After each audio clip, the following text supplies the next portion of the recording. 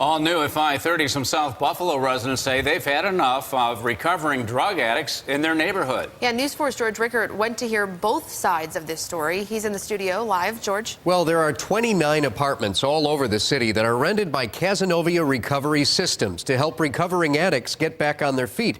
But one of them in South Buffalo is causing the neighbors to speak out. There's an awful lot of children that are around the negative aspects of this house.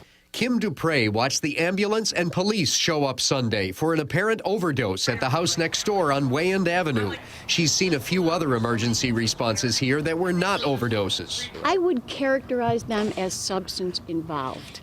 She thinks this was the wrong spot to place 6 recovering drug addicts, 3 in the upper, 3 in the lower apartment. But because Casanova Recovery Systems only rents these apartments from other landlords, they need no special permits or neighbor notification. It's simply a loophole. It's a loophole. They found a loophole and they're exploiting it. I live across the street. I've seen him sniffing cocaine on the top porch. You're in rehab. It's not an option. And you're ruining everybody else in that house. What's the alternative? Is there any better way to do this? I don't think so. Al Haley runs the supportive living program and says the neighbors need to realize that they could have much worse neighbors moving in next door.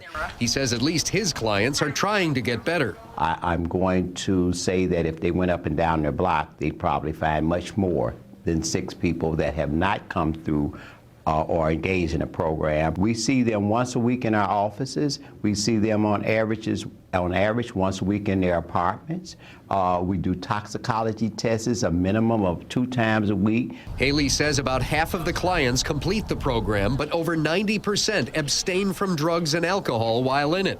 I believe that. However, I'm in recovery myself.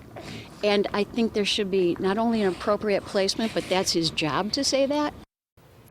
The South Buffalo Neighborhood Watch Club is hosting a public meeting about this issue tomorrow night at St. Teresa's School on Hayden Street. It starts at 6:15.